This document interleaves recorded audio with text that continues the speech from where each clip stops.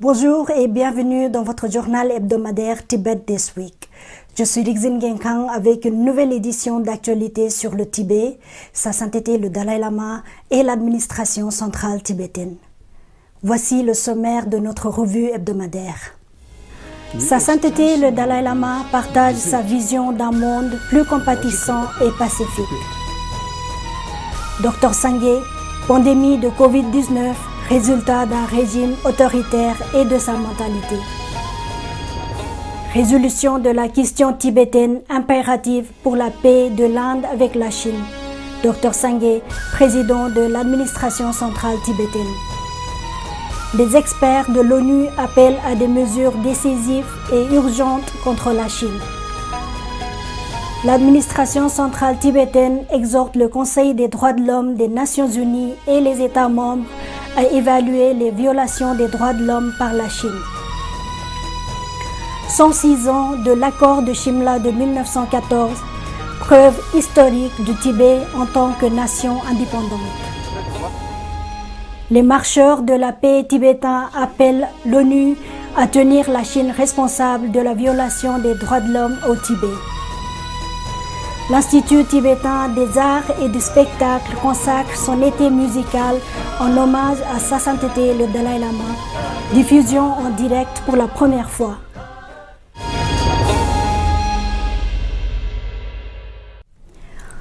Partageant sa vision d'un monde plus compatissant et plus pacifique, lors d'une visioconférence, Sa Sainteté le Dalai Lama a souligné l'importance de la résurgence et de la pratique de l'ancienne tradition de Nalanda, à travers laquelle il a évoqué les moyens de transformer les émotions humaines et de développer l'harmonie de l'esprit.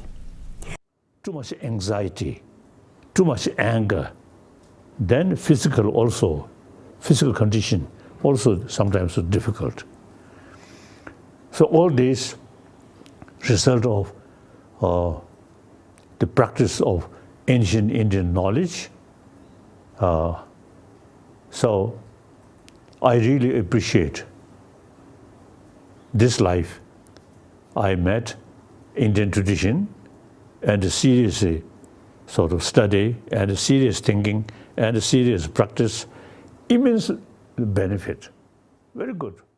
La visioconférence qui s'est tenue le samedi 27 juin était organisée par l'Université d'Amity. Son chancelier, son vice-chancelier et les étudiants ont pu assister à celle-ci et ont demandé conseil à Sa Sainteté. Le président de l'administration centrale tibétaine a critiqué le régime autoritaire chinois et sa mentalité pour la pandémie de Covid-19 qui a causé des ravages dans le monde. Lors d'une session virtuelle le 26 juin organisée par l'Institut universitaire de technologie pour la paix mondiale de l'État de Maharashtra sur la pandémie, le président Dr Sangye a fait valoir qu'un changement raisonnable est nécessaire dans le système éducatif pour enseigner aux jeunes enfants des valeurs intérieures comme la compassion et l'empathie plutôt que la valeur matérialiste. La session a réuni des intervenants prestigieux comme Maulana Mahmoud Madani, secrétaire général Jamia Ulama-i Hind, Conseil des théologiens musulmans indiens, ancien parlementaire, et Kavita A. Sharma, présidente de l'Université d'Asie du Sud. S'adressant au 6e club des correspondants étrangers d'Asie du Sud, le président de l'administration centrale tibétaine, Dr Sangye, a déclaré que la résolution de la question tibétaine est impérative pour la stabilité de la paix entre l'Inde et la Chine. 62 war supplies for Chinese army was provided through Shanghai and Calcutta seaport through the Sikkim Natula Pass inside Tibet. So what I'm trying to say is that after losing Tibet, even the Panchil Agreement, which was supposed to provide peace and tranquility between India and China, was betrayed and the war took place. S'adressant à ces derniers et en répondant à leurs questions pendant plus d'une heure le lundi 1er juillet, Dr Sangye a abordé les aspects du mouvement tibétain et la pertinence de l'occupation du Tibet par la Chine dans le cadre de la crise actuelle, de la ligne de contrôle à la frontière et de l'impact sur d'autres pays d'Asie du Sud. Les experts indépendants des Nations Unies ont appelé la communauté internationale à agir de manière collective et décisive pour s'assurer que la Chine respecte les droits de l'homme et se conforme à ses obligations internationales. Les experts ont dénoncé la répression des manifestations des militants pro-démocratie à Hong Kong et ont fait part de leurs graves préoccupations quant à la répression collective envers la population, en particulier des minorités religieuses et ethniques au Tibet et au Xinjiang. Soulignant la suppression des lanceurs d'alerte de Covid-19, les experts ont exprimé leur inquiétude quant aux journalistes, le personnel médical et ceux qui exercent leur droit à la liberté d'expression en ligne par rapport à l'épidémie et la pandémie de Covid-19 auraient fait l'objet de représailles de la part des autorités dont beaucoup ont été accusés de diffuser de fausses informations ou de perturber l'ordre public. La semaine dernière, une cinquantaine d'experts indépendants des Nations Unies et 30 titulaires de mandats au titre des procédures spéciales ont demandé au Conseil des droits de l'homme des Nations Unies d'agir d'urgence pour prendre toutes les mesures appropriées afin de surveiller les pratiques chinoises en matière de respect des droits de l'homme.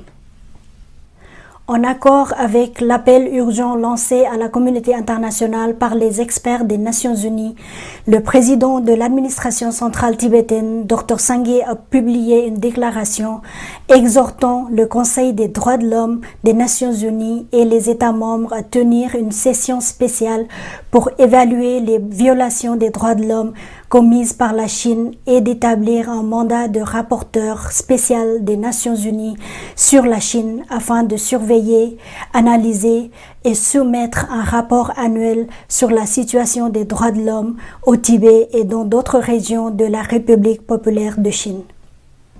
Le 3 juillet 2020 marquait la 106e année de l'accord de Shimla signé entre l'Inde britannique et le Tibet concernant le statut du Tibet.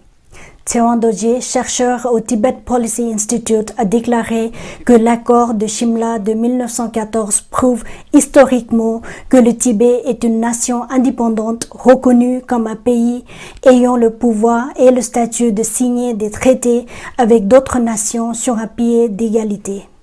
Through the Shimla Convention, we can prove that Tibet was historically the independent nation, and second thing is that China's occupation of Tibet in 1950, through the Shimla Convention, we can prove that the Chinese invasion of Tibet is illegal and it violates the international law. Mardi 30 juin, un groupe de 4 Tibétains de Suisse a terminé une semaine de marche pour la paix de Berne à Genève, faisant coïncider cette action avec l'ouverture de la 44e session du Conseil des droits de l'homme des Nations Unies. Pour sensibiliser l'opinion publique aux violations des droits de l'homme au Tibet et de rendre la Chine responsable de ces actes, une équipe dirigée par Lobsang Tagé et rejointe par Dojing Wudup, Tenam et Tachinamye a entamé la marche pour la paix depuis le bâtiment du Parlement à Berne le jeudi 25 juin. À leur arrivée à Genève, les marcheurs pour la paix ont soumis une lettre d'appel adressée au Haut-Commissaire des Nations Unies aux droits de l'homme. Au début du mois de juin, Tsering Wangdu, âgé de 45 ans, résident de Suisse, a sensibilisé l'opinion publique aux violations des droits de l'homme au Tibet et à tenir la Chine responsable de ces actes en organisant une marche solitaire pour la paix de Zurich à Genève. L'Institut tibétain des arts et du spectacle a tenu le 1er juillet son festival d'été annuel de musique. La journée a vu les 2 groupes d'artistes concurrents se produire sur le thème commun « Merci votre sainteté », un hommage musical dédié par l'Institut à sa sainteté le Dalai Lama cette année dans le cadre de la célébration de l'année de reconnaissance à sa sainteté le Dalai Lama par l'administration centrale tibétaine. Pour la première fois en 60 ans, ce festival musical d'été a été diffusé en direct sur Tibet TV dans le cadre d'une initiative de l'administration centrale tibétaine visant à répandre la joie et le bonheur en cette période difficile de la pandémie de Covid-19. Ainsi se termine notre journal. Merci à vous de l'avoir suivi. J'aurai le plaisir de vous retrouver la semaine prochaine. Une excellente semaine à tous.